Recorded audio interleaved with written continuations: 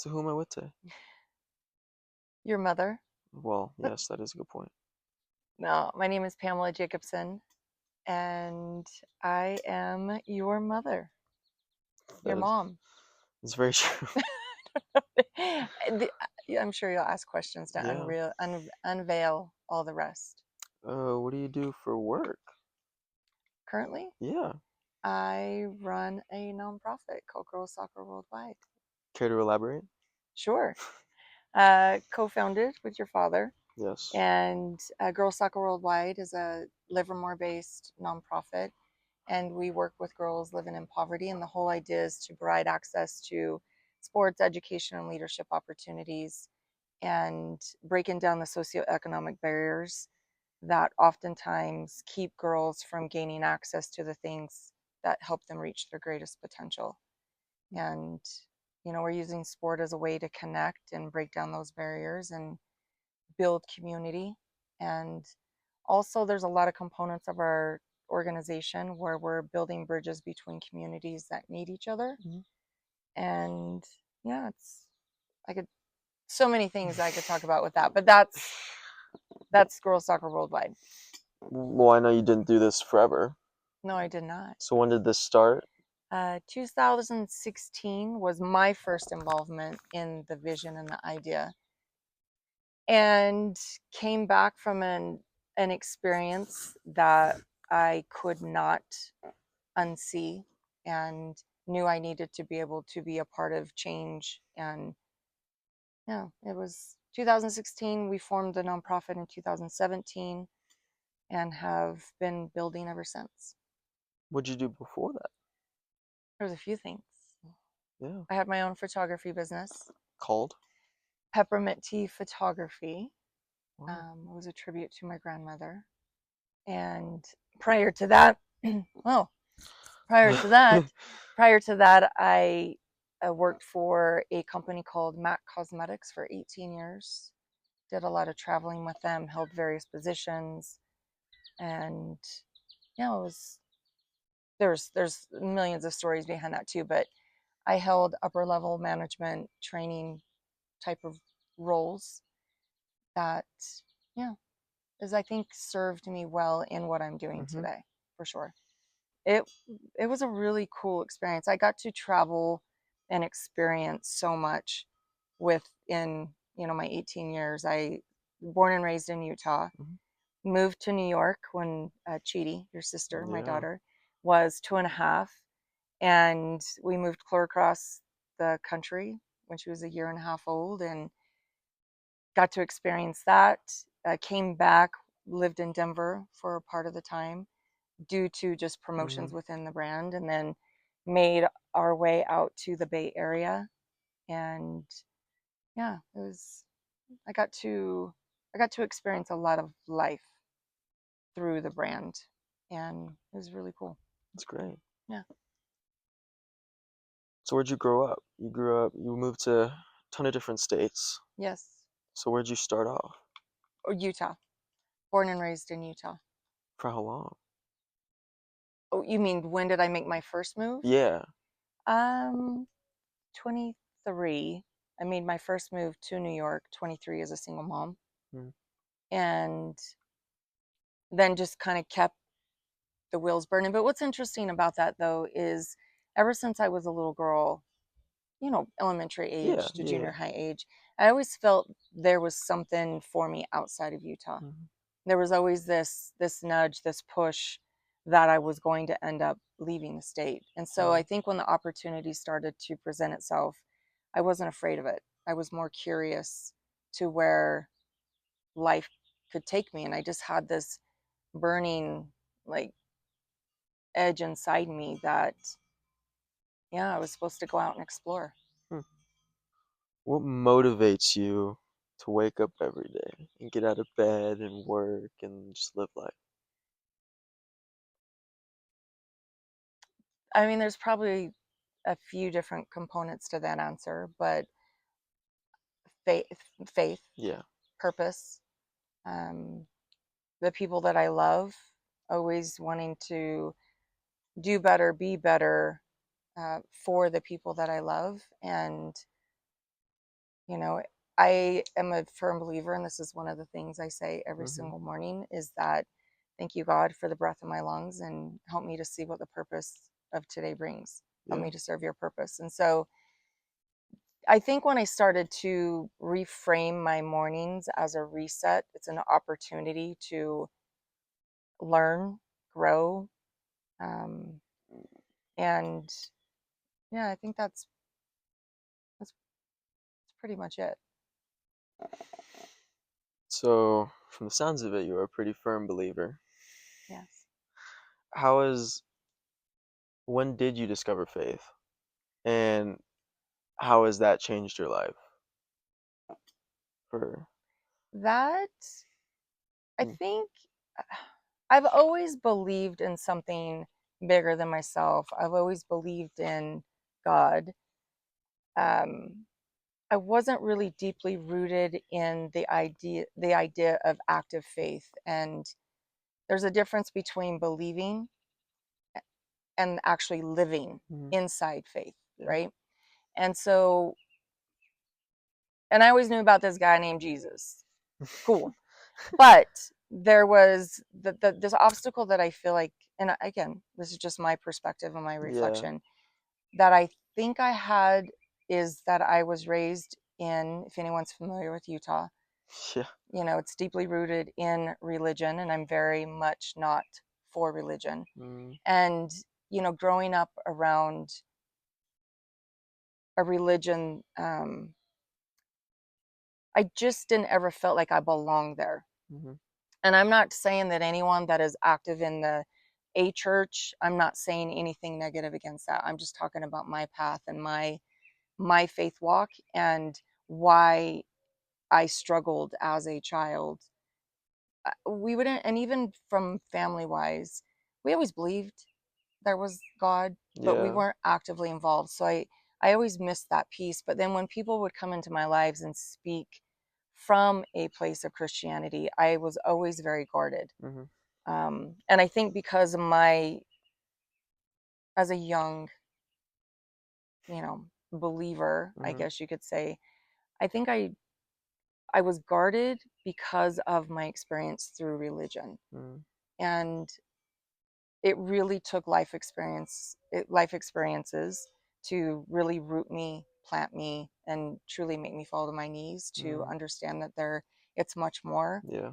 And I started to understand how stinking incredible Mhm, your life can be through faith. mhm.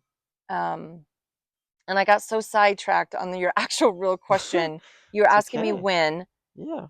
right? So there was things like going back to me moving. Mhm, I knew that when I moved to New York, because there were stories that unfolded there that I yeah, knew was God. yeah.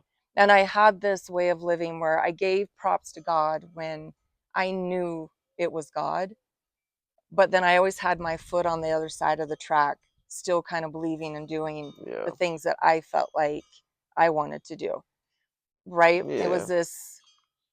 It's like this line, and I was constantly One foot in, one foot out. one foot in, one foot out. Yeah.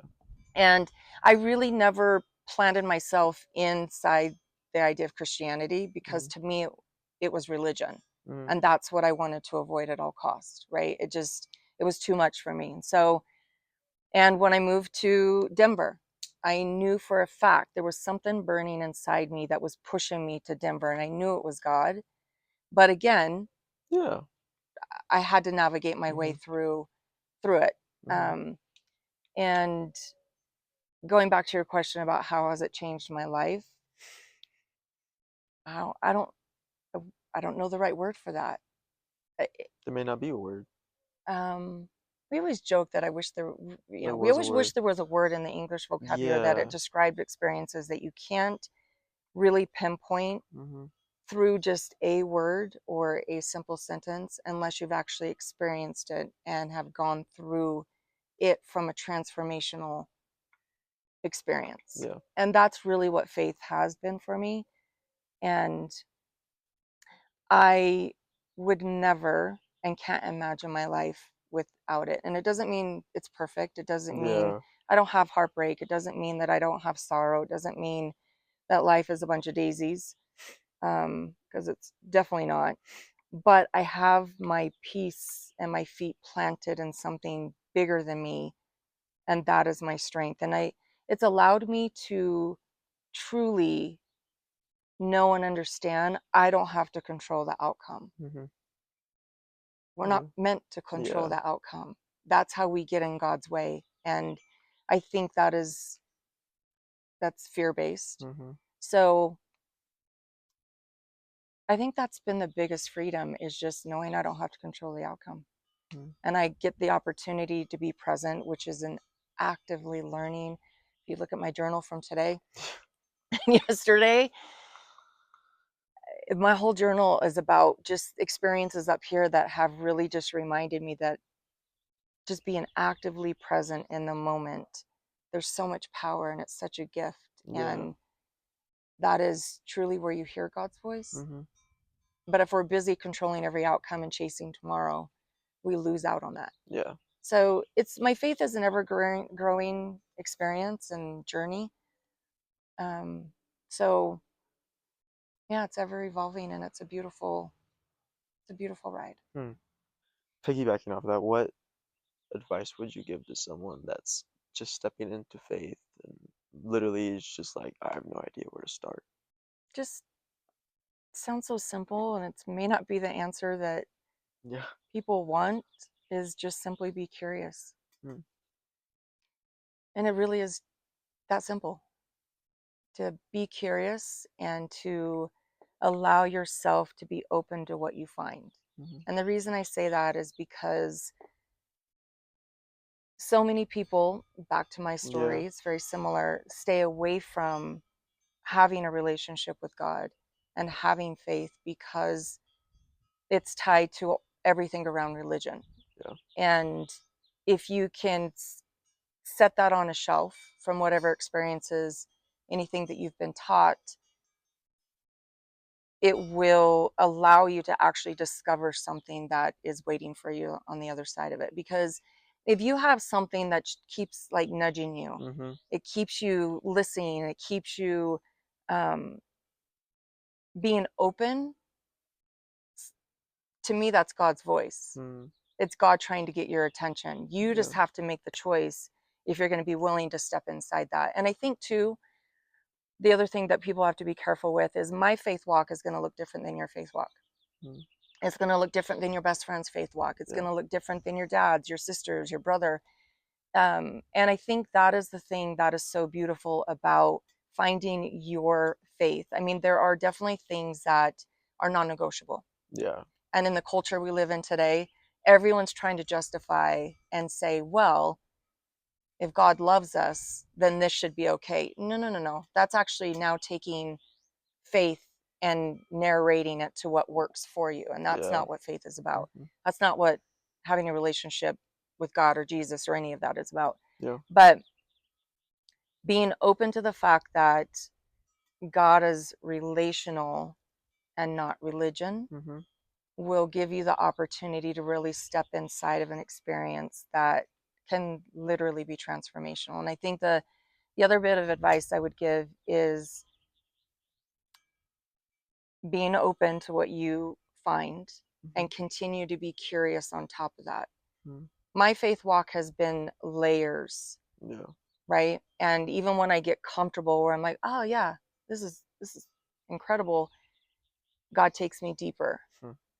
But it can also come across as resistance because there's usually an experience in that. And God's not going to give you everything in one seating, right? He's not going to say, this is what all of faith looks like. We Yeah. would not be able to comprehend it. Yeah. It's like being born into this world, there's gradual processes of development we have to go through. Yeah. You're not going to all of a sudden enter the world and start living as a Yeah. fool, right? And that's the same way when it comes to faith, is Mm. that there's going to have to be a developmental stages that come along with it, because it's just too much, right? Yeah. So, and I got sidewinded right there, but It's all right. I think the biggest part is know that your faith walk is for you and it's a sacred moment for you. So if your friends don't support it, be aware of that. Mm-hmm. If your family doesn't support it, be aware of that. Mm-hmm. If the people that you associate with don't support it, um, because people are afraid of what they don't know. Mm-hmm. And when you start taking, or you have the courage to take that path of discovery, you're going to understand things you didn't have access to before. Yeah. And so the people around you, you have to now put yourself back in their shoes and understand that they're coming from a place of not knowing and understanding. And there are so many stigmas. See, that is lake right there. There are so many. For the people that are listening, we're actually listening to a guy go by on his little tractor. Lake life. That's so funny. And there's a lot of fear around finding God, and there's a lot of people that are going to try to keep you away from it. Mm. Well then, shifting gears a little bit.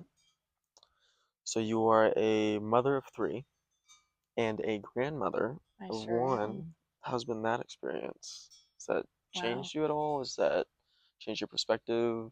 What's what's the story in that? Take a little breather You're if you want to. supposed to have Kleenex I on the don't have Kleenex. I expected you to go through that. Oh, that got me a little unexpected emotional. Well, that's what we do here. How's that experience been?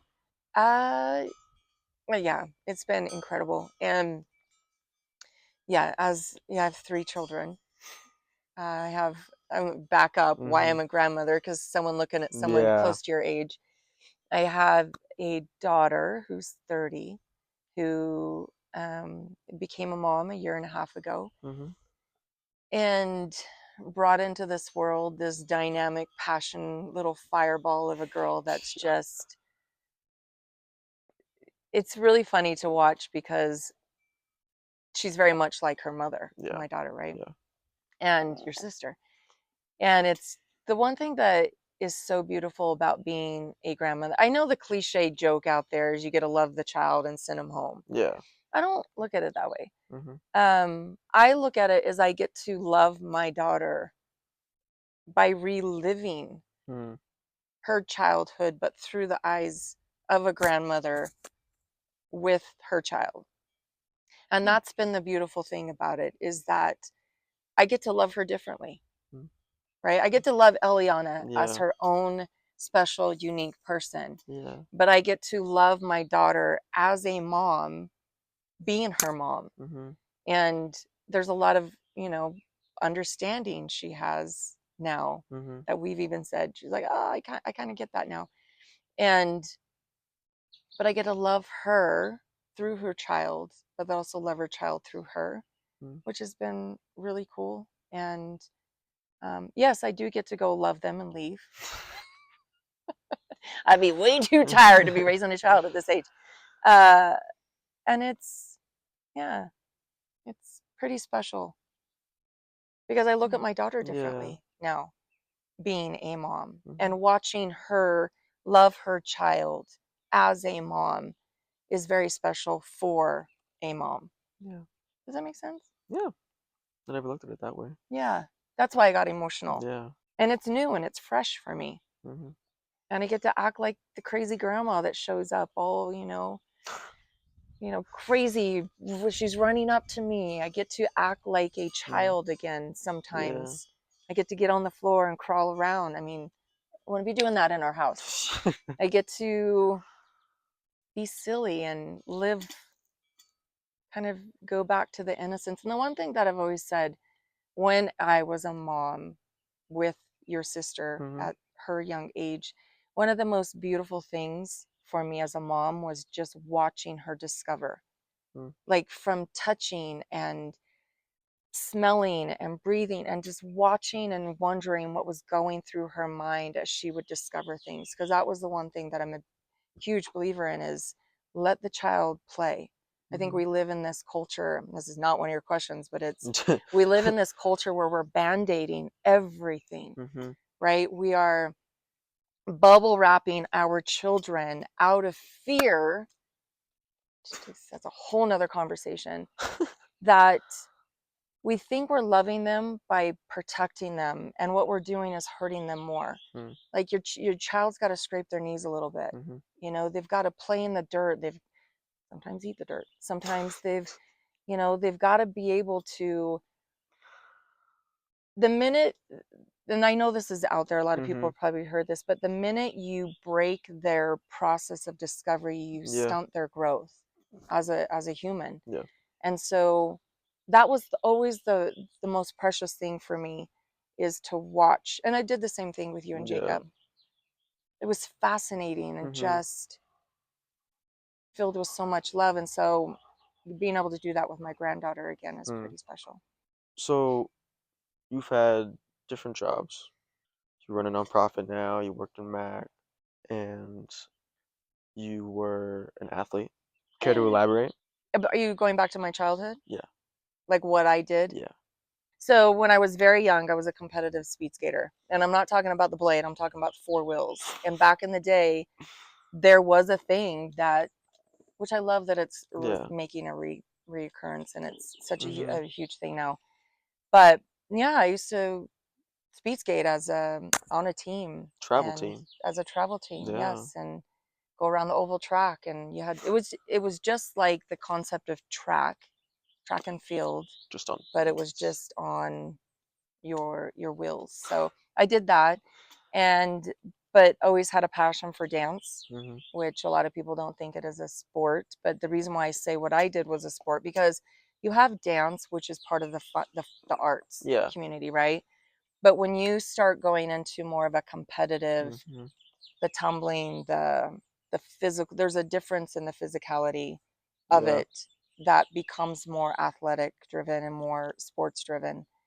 And yeah, so I did that for a very, very long time. And then as I got older and I started with a friend of mine, we started our own dance Yeah. team, dance club Mhm. called the Shades of Beauty. And the idea behind that was we really wanted to represent culture, Mhm. and and we were adults at that point. Yeah. So we were creating opportunity for adults that still had a passion for dance, Mhm. and we focused a lot on jazz and hip hop and all those kind of things, and we competed and got paid for gigs and all that kind of stuff. And then I taught dance class, I Mhm. taught hip hop, and I do miss that. I always Wow. had a secret dream Yeah. to be on stage, the MTV Music Awards, the Billboard Music Awards. I'd be one of the dancers for somebody, but God had other plans, obviously. Yeah. And you traveled with your dance as I well. did. I had the opportunity to travel to London, got paid for gigs, and worked for a different company, Mhm. and so I got to do a lot of cool things with that as well. So the nonprofit, obviously, this nonprofit has helped a lot of other people. So what has it had done for you? Because you had a wow factor when you first went. A really big wow factor. Yeah. Yes, which I was not in support of starting this. I didn't get it. I didn't want to be a part of it. I was not in a time of my life to be open to it. Mhm. But again, when God moves, you have the choice to follow or Yeah. to not follow, right? And I refused because it just was in at a very inconvenient time Mhm. in life.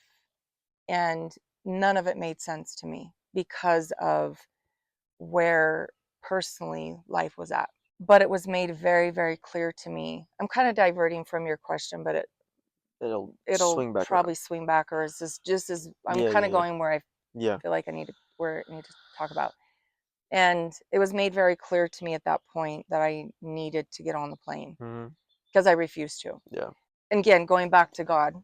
Yeah. Um, so this time I made the promise that if I ever heard something that was undeniably Him again, that I wouldn't deny it. And that's exactly what happened in this exact moment. I remember the time, where I was, what I Mhm. was doing, everything. And I made the agreement because it was made very clear that I needed to get on that plane. And I said, hey, if you're going to do this, I will document it. It was my passion, my gift. so that you can go and further tell the story and see Yeah. where it goes. And that was my only direction into Mhm. getting on that plane. Got on the plane, and my heart was literally ripped open Mhm. in a way, in a different way. It was like Yeah. bursting, and saw things that you can't unsee. Maria, we Yeah. had the Yeah. opportunity to go to Maria's house. She was the first girl that we met. She was 11 at that time. And when I saw her living conditions, I saw her bathroom, which was a hole in the ground Mhm. covered by, wooded planks. I saw her shower. I saw the home that she lived in. I saw what I walked by, what to me was a campfire. For Mhm. her, that was how she made dinner Mhm. every single night, and it was water, oil, and flour at the time. And that's a very common meal when families live in poverty where we were, because it's more of a bloating tool. It's Yeah. just to fill your belly so you don't have the desire to eat anything else, because you don't have anything else. Yeah. So there was all these layers, but it was when I saw her bathroom, and as a female at that age, not Mm. having the privacy, the the access to, you know, a space that is just the self dignity, and you just can't unsee that. And Yeah. so there was layers that went on top of it in that trip, and I just got back on the plane because I was shook. Yeah. I've been shook, but that was in a completely different way. And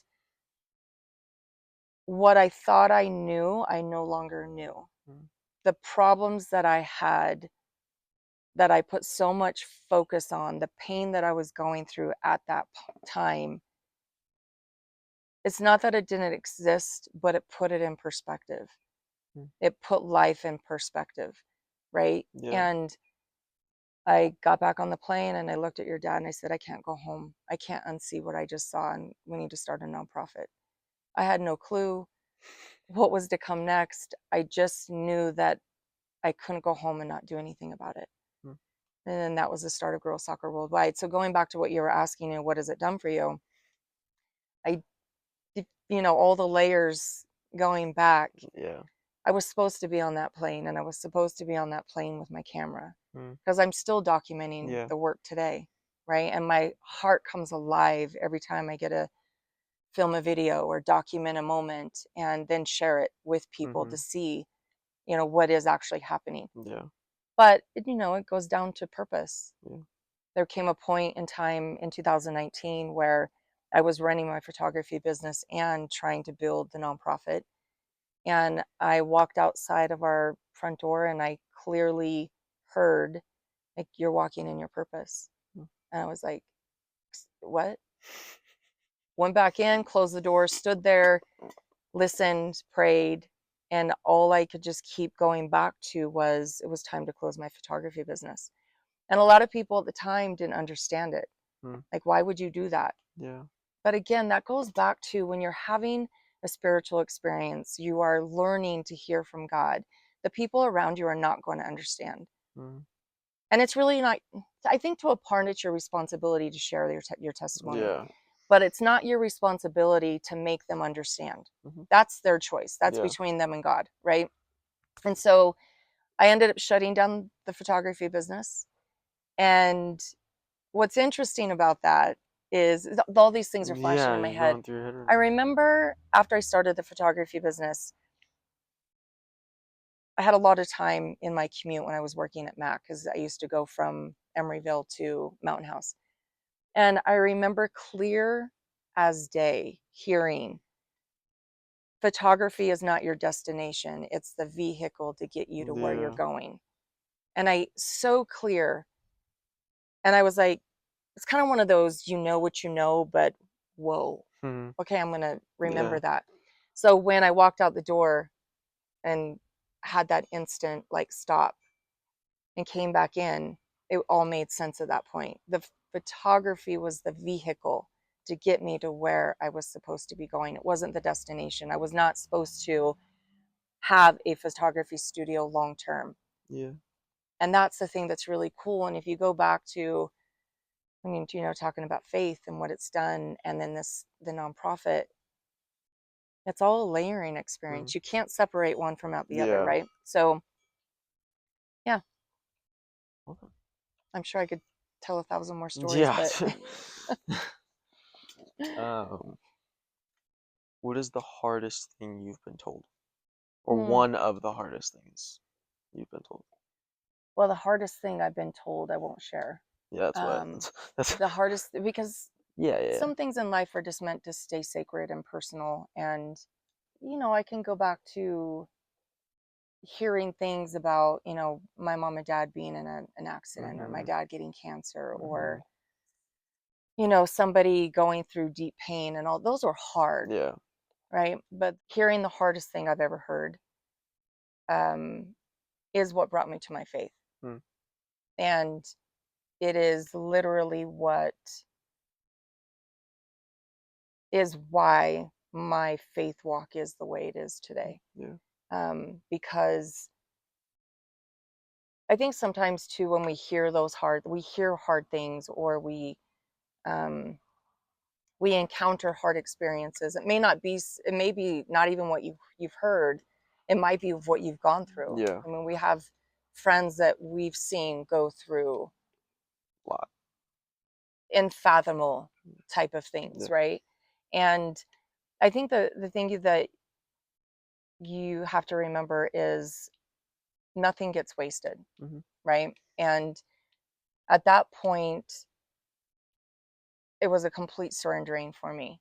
And I think that's when you're going through those moments, whether you have faith or you don't have faith, the only way to get through it without getting stuck inside it is by surrendering it. Mm-hmm. And for me, it was like I told you, I've always believed in God, Yeah. that I always had one foot in and one foot in and one foot out the other. And when you go through something really hard, it's a whole, like, how did we get here type of Mm-hmm. moment. How did this happen? You start asking the whys, the whys, the whys, and how, and you get stuck in this repeat cycle from behind you that keeps you from moving forward. And Yeah. so for me, it was just one of those moments where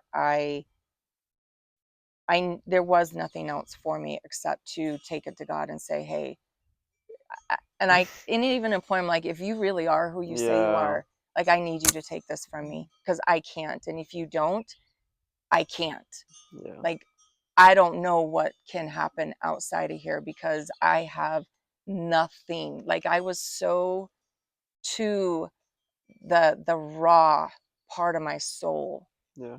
of just, I can't do tomorrow if Mm-hmm. you don't. Oh, Round three. I can't do tomorrow if you don't take Yeah. this, right? And I remember, dang it, why are you making me so emotional That's in not. this conversation? I would have tissues if I knew. I We're getting remember there. saying those words, and my back, I remember my back just going down the wall and just sitting there. And immediately, because I wholeheartedly surrendered. And I think that's what you have to do in those moments, right? Mm-hmm. I felt this absolute peace literally go through me, to a point where I stopped and I asked, like, what is happening Mm-hmm. right now? Like, what is actually taking place in it? Like, whoa. And then I kind of questioned him, like, this is what those crazy people talk about. Like, how can this actually be happening to me? Only crazy people talk about stuff like this. And I had the pain and the heartache didn't go away, Mm-hmm. but I had this peace inside me that I have never felt in my entire life, ever. And it was so deep inside my soul that I knew what happened. Yeah. And but because of who I am and my personality, I was like, whoa, okay. I kind of embraced it. Then I was like, that's gonna come back tomorrow. Mm-hmm. Because it was that. Yeah. I was like, okay, God, that's probably gonna come back tomorrow. Because I couldn't understand Yeah. that really does happen. I woke up the next day, didn't come back. Woke up the next day, didn't come back. And I remember, if you go back through my journals, you know, prior to that, I would always talk about the void. Mm-hmm. I had a void, and I was constantly trying to fill the void with so many other things, which is what we all do. And what I learned in that moment is that that void and what I was constantly searching for was Jesus. It Mm-hmm. was a complete surrender to God. It Yeah. was me literally saying, I can't do life without you, Yeah. right? And I do believe there's a part of us that is literally created for that. Mm-hmm. And you can fill it with whatever you want to, but until you fill it with the right thing, it's like a magnet. It's just going to demagnetize itself Yeah. every single time because I tried everything. That's a whole nother podcast. And it never came back. And still to this day, no matter how much pain or sorrow I go through, because that still does exist. I Yeah. think that's the misconception with faith is that people think life is all of a sudden magical. Mm-hmm. No, he's not a genie in a bottle. That's not how this works. Mm-hmm. And so, you know, but there is this inner peace and freedom inside me Sorry, there's a thing right there. Go on. that um yeah, that became a part of my. So when I say I'm standing on a rock, I'm Mm-hmm. standing on something greater than me. I mean, I really am. And again, that's my story. Mm-hmm. That doesn't mean if somebody does the exact same thing that I do, it may feel different. It may Yeah. appear differently. It may, but it brought me to my faith and began a journey that I haven't looked back on. And I just continue to keep building on it and learn from it. And Mm-hmm. um, yeah, Did you ever view yourself being in this position now? no, no, I had different plans, man. I really did have different plans. Uh, no, I, again, going back to the story that I just shared, I was on a different path. Mm-hmm. I was making my way. I was, forcing a narrative that I wanted life to be like. But what ended up happening is I controlling outcomes and narratives. And yeah, and I'm so glad. I mean, there's always, I think, definitely parts of life that we can always set and go, you know, if only this was different Mm-hmm. type of a thing, Yeah. and there's things that I pray for every day that still need healing and still need, um, like it's, um, but again, that's the part of trusting God. Yeah. That's the part of surrendering it to extent that I don't need to control the outcome. And that's been an ongoing journey in my faith walk is understanding that whenever I get in the way, we cheat ourselves of actually what is right there on the other side, Yeah. right? We as humans tend to like to take the long way around, right? And Mm-hmm. I think that I'm very thankful for where I'm at. I'm very thankful for who I've become. I'm very Yeah. thankful for, you know, family and the people around me and what I'm doing. And Mm-hmm. I always say that I still believe that I'm just getting started. Mm-hmm. I don't, I believe there's still chapters and that Yeah. are going to be opening up for me. And I say me, but everyone else around me because I'm not doing life alone and I don't want to do life alone. But I don't think you can. I mean, going back to what you were just asking, if we sit and vision where we're going to be in 20 years, first of all, it's a waste of time, straight up. Mm-hmm. You're getting in God's way, definitely. And you're cheating yourself of actually just being present and learning what is meant for you right in this moment because the way you choose to live life right now is going to determine your tomorrow. Mm-hmm. It's like just a layered effect, Yeah. right? And so it's fun to you got to have a vision, Mm-hmm. but be careful for how much you're trying to control that vision. Mm-hmm. And yeah, I'm grateful. Who has been the most influential person in your life? I did have voice, but I know that's God. Yeah, it's funny. That's the given. So I put person. You know, that's a hard one to answer because I do believe people come and go in your lives in our lives at certain times for specific reasons. Yeah. Sometimes they're meant to stay a while, sometimes they're not. Mm-hmm. And I think that I can go back through so many different relationships and know the the gift they gave me, Mm-hmm. right? Yeah. But there's so many that I could contribute to where I'm at. And that's through heartache and it's through amazing moments. Mm-hmm. Like it's because I think we gain from both of them, right? Yeah. I mean, obviously my mom and dad have been my biggest fan, biggest supporter, no matter how crazy life has Mm-hmm. ever got, Mm-hmm. the choices I've ever made that they weren't down for, which was me moving out of state. Mm-hmm. Regardless if they didn't want me to do it, they never held me back. They Mm-hmm. never once said, don't do it. Mm-hmm. They'll give me a hard time for it. Yeah. And I think that the freedom that they gave me to just follow what I believed and knew I was supposed to be doing, they supported me. Mm-hmm. You know, they've been, I mean, that's, so it'd probably come back to them. And I know a lot of times people say their parents, but I think that Makes they've sense. allowed me to be me Mm-hmm. through the good, the bad, the ugly, and no matter, and I think this is what parents are supposed to do, is that, that's a great question. No matter, our job is to love, Yeah. right? And to love your kids, but allow them to be on their path. Mm-hmm. They don't belong to me. Yeah. You know, as your kids don't belong to you, they belong to God. Mm-hmm. Your job is to teach them, to love them, to nurture them, to show them how to become decent humans in life, to be a contributing part of society, Mm-hmm. a healthy contributing part of society. And they're going to make mistakes. They're going Yeah. to do things. Lord knows I did. Um, but your job is to love them, let them live. It's like the bumper guards in the bowling alley, Yeah. right?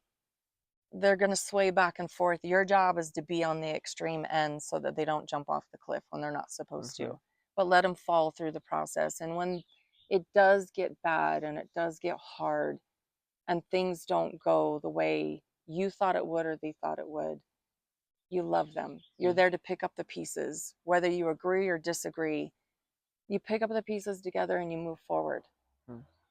right? Yeah. And I think that was what I want to do as a mom, but what my mom and dad had done for me. And I Mm-hmm. think it's a huge factor in who I've become as an adult Yeah. and as a parent. Mm-hmm. So yeah, That's dope. yeah. Well, thank you for letting us have this conversation. Thank you for talking to your mother. Anytime.